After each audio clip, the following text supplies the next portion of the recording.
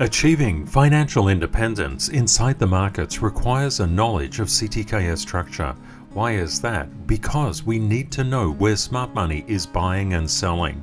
If we're coming in to structural resistance, as shown through the Tier 1, Tier 2 and Tier 3 charts, we would expect a retracement.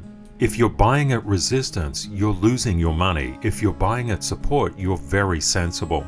But it's not that easy to know where those two things are. In this video, I'm going to take you through the structural components of the Tier 1, Tier 2 and Tier 3 charts selectively. That will help you to better understand how the markets are moving. You can then look at price action with new eyes. Let's run the numbers.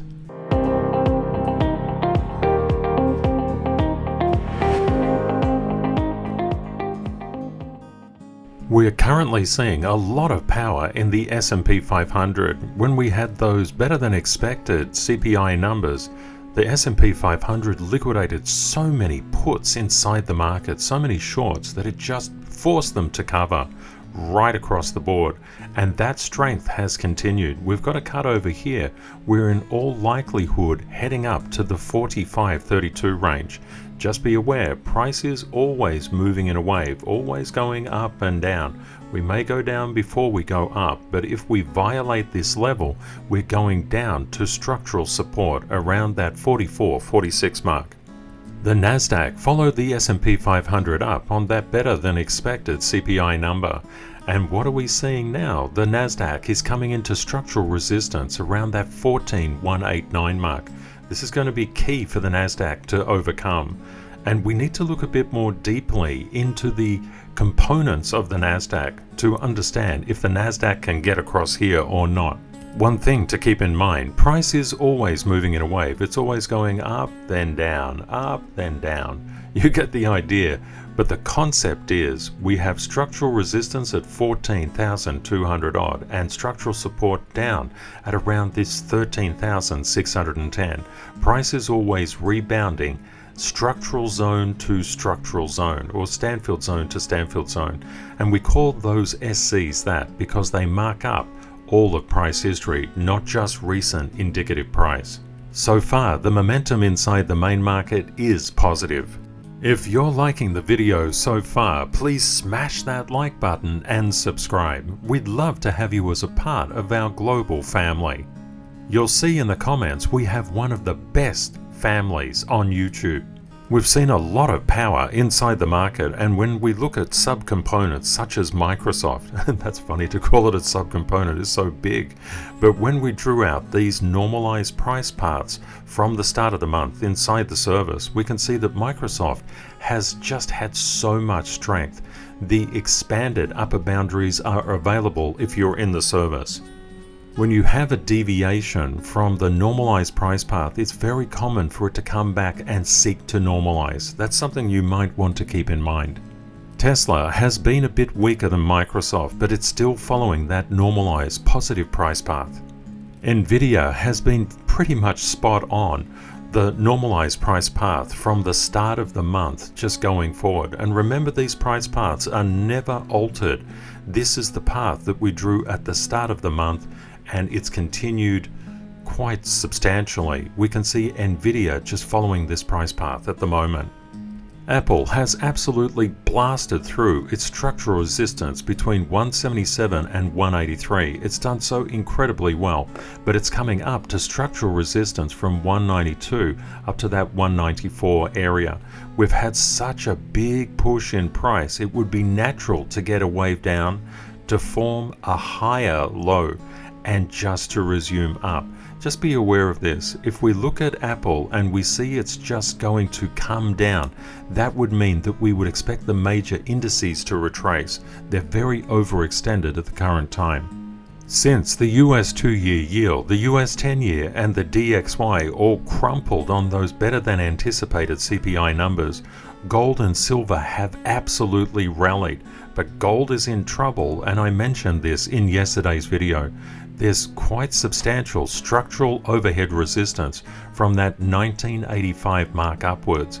And here we've marked up gold with the world's most powerful smart money buy and sell level detection system across nearly 70,000 days worth of data. These are not just normal support and resistance bands, they're very special. And if we get a bounce in the DXY and yields, we would expect the dollar to exert negative price momentum on gold and exert positive price momentum on the yields, and also negative price momentum on junk bonds that would bring down the markets. So just bear this in mind, that we may well get a retracement in gold to this 1972 level. US oil lost its structural support level just at this 75.63 mark. There was quite a lot of structural support here, but oil didn't hold on to it. It's under severe negative price momentum. It's very likely that oil will come up, even if it's a bearish case, retest this structural level at 74.42 and reject it and move down to the 70.59 area. That's the bearish case. The bullish case is that we would expect oil to come up to this structural resistance area and seek to turn it to support. Any movement across $75, keep your eye on oil for positive price momentum. We have such an amazing global family. I just want to let everybody know, Kate and I appreciate your comments so very much. Ever since the DXY crumpled on better than anticipated CPI numbers, it's hit this structural support area and just been flatlining along it. It will be very positive for the markets if the DXY starts to come down and breaks through this 103.8991 mark. If it does that and it has negative price momentum, we would expect the main markets to rally. However, if the DXY starts to gain strength, and especially if it starts to come up over this 105.0874 mark, we would expect the markets to come down and a lot of stocks to retrace to their normalized price paths. Signs of a positive momentum inside the DXY can be found in the euro dollar, and this is marked up over 19,000 days worth. When we look at the euro, if we get negative price momentum on the euro, we would expect positive price momentum on the DXY and the resulting downturn inside the markets. We're going to zoom in here a little bit more closely and look at the structural levels. In Forex, it's a vitally important thing to know what your structural levels are, and I'm going to pop on the indicator that will show that the euro dollar has been marked up over 19,000 days worth of data. The first thing we notice is there's very strong structural resistance at that 1.0892 mark. We've not been able to get through here for quite a period of time. That's something to take note of. Also, this structural support area down at 108.38 is very key. If we start to lose that, we're going down to the next structural support level at 107.99. If we're coming down in the euro, it means the DXY is strengthening, and that will be putting pressure on stock market indices globally. This is why you need to look at Forex. If the DXY strengthens, we would anticipate strengthening in the US 10-year yield. This is another thing that you can use to cross-compare where the markets could be going.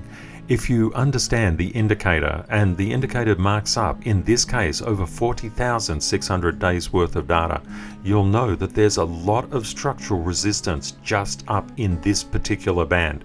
That may mean that the US 10-year yield has a bit of trouble getting above that area.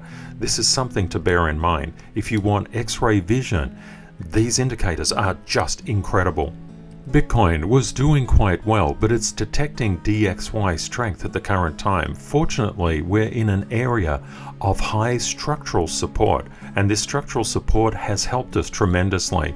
Bitcoin has been marked up with the CTKS method for more than 5,000 days. Before I said there's a lot of structural support in here. Well, I'll pop on the indicator and show you just how much structural support is in here. We were buying Bitcoin as it came down through this structural support area, knowing it would bounce, and that's what structural support is for. If we get continued negative price momentum, we always have to be prepared for that, but this is a high probability that we'll be making a higher low. this is a low, this is a low, but this low is higher than that low. If we see Bitcoin turning around, it could be an indication that we're getting rotation of money back from the stock market into crypto. If you didn't have this X-ray vision, you would simply be looking at Bitcoin like this and saying, where is it going? I have no idea. That's why structural support and structural resistance is so incredibly important. Price action can look very random, but it's not. When you understand where the structure of the market is and you mark up all of price history, that's a different thing completely.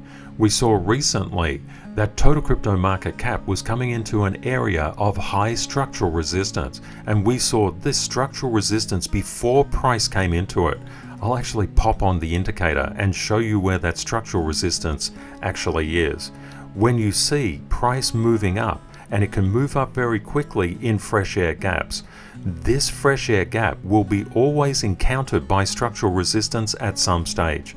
If price can't get above, it seeks to pull in the shorts to the market, to liquidate them, to cause it to break through. If it can't break through, it's going to call more shorts into the market. And we can see total crypto market cap is currently at a structural support level right now.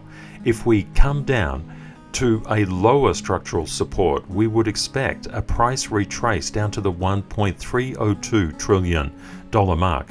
But if we're calling the shorts in, and this is a very precipitous drop, when you get these really sharp angular drops, you expect the covering this particular upward price momentum.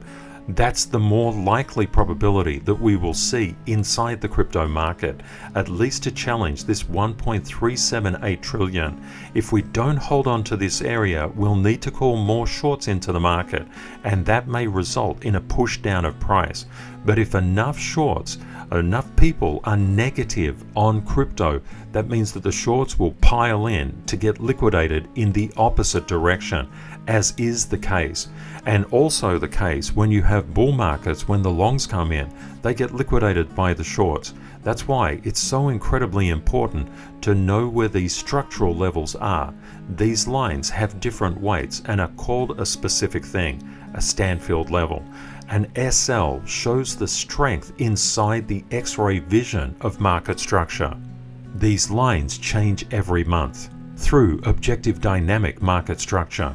If you're trading and investing in the crypto market, when Bitcoin and total crypto market cap come down, that means that the alts are coming down with it.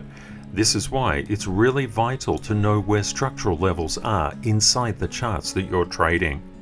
BNB, right at this point in time, is coming down. It's just following Bitcoin and total crypto market's gravitational alignment. We can see that Ethereum is also coming down. Again, the key thing is the structure underneath these charts. XRP is also coming down. ADA was incredibly strong yesterday, but it's retracing in alignment with Bitcoin's gravity. When we trade or invest with the CTKS method, we're always aware of negative price outcomes. We actually want to buy at lower levels that gets us on the right side of the percentage. When people are fleeing from the market, we're actually entering the market, knowing that the wave up will inevitably come. Currently, we see Solana retracing, therefore we need to know where the structural levels are on Solana. Currently, Solana is coming into a structural level of support. Let's pop on the indicator. What we can see here at that 58.26 mark, Solana is coming into structure. There's also underpinning structure downwards. This is really good because it's caught Solana's price in the past and flung it up. Solana is incredibly strong, but incredibly strong means digestion of gains as well. I just put this subtle hint up a couple of days ago, or yesterday I think. The concept is you just need to be aware, a couple of days ago, you need to be aware of potential downside negative risk momentum, and if it touches these structural levels, it bounces from there. We also know that Bitcoin is coming into structural support. Total crypto market cap is coming into structural support as well. This means that the likelihood of a bounce in Solana is incredibly strong. If you need to know where price can go, it's important to know the structure of the chart that you're viewing. If you don't know where the structure is, it's really difficult to make sensible and informed decisions. We can see Litecoin coming down at the current time, but what we can't see is the X-ray vision on structure. Where is the structure inside Litecoin? I'll just zoom into this current area so you can see. Zooming in is critically important. You must know where the rebounding levels on a particular chart are. Whatever chart you're looking at, it's important to know. Let's pop on the indicator. We can see, look at this. Wow. There's so much structural support underneath Litecoin at the moment, and this is a confluence between Bitcoin, Litecoin, and total crypto market cap. All of this structural support inside the market is fantastic for Litecoin. There are other crypto projects that don't have this level of structural support. They also don't have a variation between the SL levels, the Stanfield levels. They're packed closer together. On Litecoin, they're more distributed. That means the price can rebound and there's literally no resistance to stop it coming up. Litecoin looks particularly interesting to me today. Your journey to financial independence is accelerated by understanding that the price moves in waves. You must be prepared for the down, the neutral, and the upside. You control your trade or investment, but the market controls the return. Your returns are amplified through your knowledge and your courage, but the market penalizes a lack of knowledge, blame, and gambling. Life is not about what you get, it's about who you become as an individual. Everybody has a unique set of skills, as you do. The combination of those skills is your life path. You can use financial markets to provide the funding to do what you really want to do in life. Your path is to always lift others up, to contribute back into society positively. Less than 1% of people have a good start in life. We're typically all dealt a hand of cards that is just rubbish when we start. It's our job to change the cards to upgrade that hand so it becomes super strong. Always know that you can do it, you can achieve, and you can have the life that you truly want. People want financial independence because they want the security, and that is really important. Also, they want to feel happy. That part you can do right now. Happiness comes from gratitude. Just try an experiment. For the next 24 hours, seek to be grateful and don't criticize anything or anyone. That is tough to do. Criticism is a natural component of the human condition. We're always looking into the lack of something inside ourselves or other people.